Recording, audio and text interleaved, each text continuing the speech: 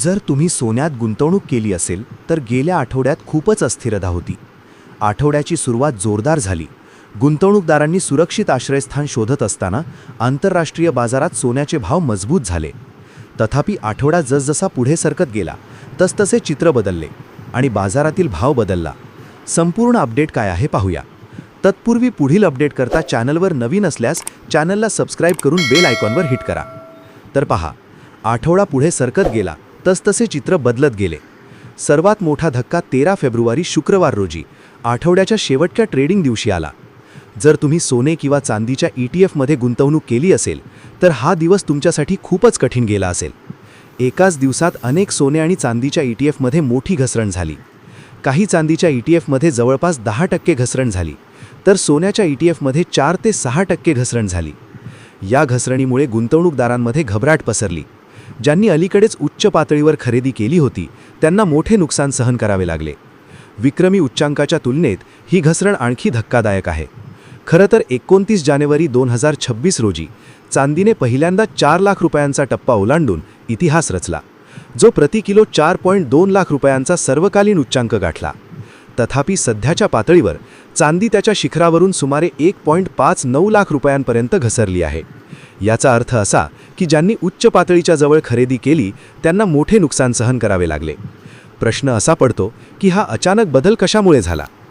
तज्ज्ञांचा असा विश्वास आहे की याचे मुख्य कारण अमेरिकेतील बातम्या आहेत. अलीकडच्या मजबूत आर्थिक आकडेवारीवरून असे दिसून आले की अमेरिकेची अर्थव्यवस्था मजबूत राहिली आहे. याचा अर्थ असा की तेथे व्याजदर कपातीची शक्यता कमी झाली आहे. सूचित केल्याप्रमाणे डॉलर मजबूत झाला आणि जेव्हा डॉलर मजबूत होतो तेव्हा सोने आणि चांदीसारख्या मौल्यवान धातूंवर दबाव येतो, कारण त्यांच्या किमती आंतरराष्ट्रीय बाजारात डॉलरमध्ये निश्चित केल्या जातात. उच्च डॉलरमुळे इतर देशातील गुंतवणूकदारांना सोने आणि चांदी खरेदी करणे महाग होते. मागणी कमी होते, ज्यामुळे किमतींमध्ये घट होते. म्हणूनच ETF-मध्ये इतकी मोठी घसरण दिसून आली. तथापि आठवड्याच्या शेवटी थोडीशी सुधारणा दिसून आली. घसरणीनंतर काही गुंतवणूकदारांनी कमी पातळीवर खरेदी करण्यास सुरुवात केली, ज्यामुळे गुंतवणूकदारांच्या भावनांमध्ये थोडीशी सुधारणा झाली. तथापि बाजार अस्थिर आहे.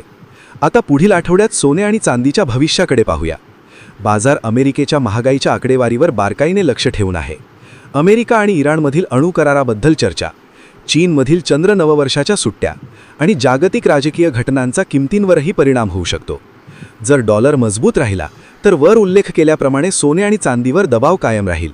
तथापि जर जागतिक तणाव वाढला आणि अनिश्चितता वाढली तर सुरक्षित गुंतवणुकीची मागणी वाढू शकते, ज्यामुळे किमतींना आधार मिळेल. गुंतवणूकदारांनी काय करावे अशा वातावरणात हा एक महत्त्वाचा प्रश्न आहे. घाबरून जाण्याची गरज नाही असे तज्ज्ञांचे मत आहे. विशेषतः चांदी अत्यंत अस्थिर आहे. जर तुम्ही दरमहा किंवा SIP-द्वारे एक छोटीशी निश्चित रक्कम गुंतवली तर एकाच वेळी मोठ्या रकमेची गुंतवणूक करण्याचा धोका टाळा, तो कमी होईल. हळूहळू तुम्ही तुमच्या पोर्टफोलिओमध्ये सोने आणि चांदीला सुरक्षित आश्रयस्थान बनवू शकता.